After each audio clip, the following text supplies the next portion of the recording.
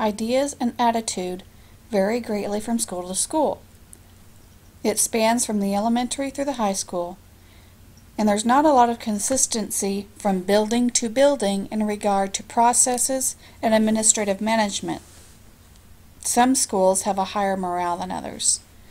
As far as the habits of the people, old habits can be hard to break, and with changes district-wide, with new reading and math initiatives, there's a moderate amount of resistance.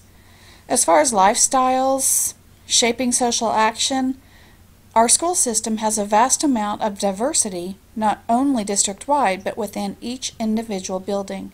This affects parental involvement, school morale, student achievement, and attendance at school and social events.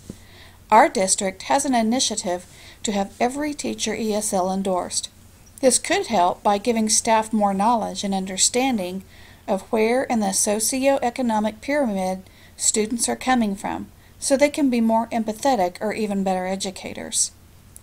As far as knowledge affecting policy and curriculum, it is our district's duty to make sure that each student and staff member is well informed of policies and procedures. Our particular district has a planner that is required for each student, in which the policy is printed in the front pages. My concern is that most parents and students don't even know that it's there or what it entails. If teachers are not well aware of policies and curriculum requirements, then obviously students will not receive the full benefit of their education. Students living in our district that are transported at the district expense is around 2,000. Our daily attendance rate is at 95%, which is good considering the diverse socioeconomic status. Attendance type is largely Hispanic. Out of about 4,800 students, 3,500 are Hispanic. Our district's main form of communication is through its all-inclusive website. From there, the community can obtain access to anything pertaining to their student, including activity calendars, assignments, teacher schedules, lunch menus, etc. Our district also has a TV channel that parents can tune to for viewing upcoming events, school program videos, and school policy information. We also have one main daily paper, the Daily Leader and Times, that works very closely with the schools and regularly publishes school-related articles and pictures. Our local radio station also has a Drive at 5 announcement every day about school information. The radio and schools have a positive working relationship. The foreign language impact on our school system has taken a turn recently. It used to be that the Spanish-speaking population was the most concentrated on. Different cultures are moving into our district, which has broadened the non-English speaking range. This also has an impact on finding translators to communicate with parents. Most of the community gets its information directly from its school or teacher. One community group that helps out the schools is the United Way. We have a strong chapter in our town that does a lot for the community and the schools. There has also been several sightings in board minutes where anonymous donors will help fund items that schools would normally not be able to acquire. Bright Futures is also another new initiative that several community members are trying to organize and establish.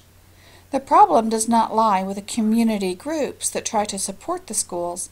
Our local school board is not always supportive of this initiative or these initiatives, which causes tension and keeps these organizations from being effective.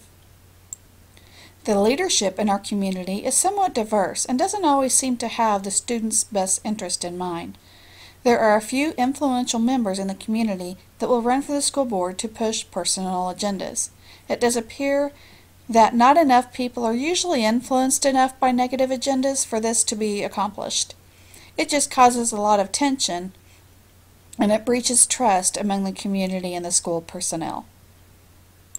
It does appear that in our district, the most influential community leaders are the members of our school board. Most of them are outgoing, personable individuals, but when it comes to school issues, they are not quite as approachable. I have not seen most board members in the schools or trying to get to know individual school personnel on a personal basis. They tend to communicate most with who they think will support their agenda. There seems to be a clear division in our current school board. When a vote is made, there is consistency as to who will vote yes and who will vote no. They are currently not a unified group and don't seem to want to work toward this goal. Our community is largely a blue-collar community. We have a lot of transient families that work at a local beef packing plant. This plant is by far our largest community employer. We also have a lot of families on food stamps, free and reduced lunches, and they struggle to make ends meet. Our community is steadily growing, and new construction is ongoing. Taxes don't seem to make or break our community members. Property taxes are on the low end. Sales taxes are higher than our property taxes. The local economy does not fluctuate much at all. Our district business office is centrally located and is open to the public. Politics outside the school does not seem to have a large influence on our local school district. We are remote enough, it has less of an impact. One thing I have noticed is when school budgets were recently cut, our local school system was impacted very little. We have not had to cut staff, personnel wages, or educational materials. Our local district is dedicated to being fiscally responsible and not have the budget cut affect student learning. This would be in compliance with ISLLC Standard 2. I would say discrimination is not a factor in our district, but I cannot say the same about gang activity.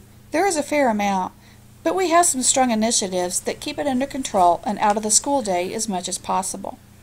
School cliques are the most impactful. They are more prominent at the high school level and often cause conflict and fights at school. School cliques are certainly reversed from 10 to 20 years ago. The Hispanic population is very protective of its kind and probably has more cliques than the non-Hispanic population.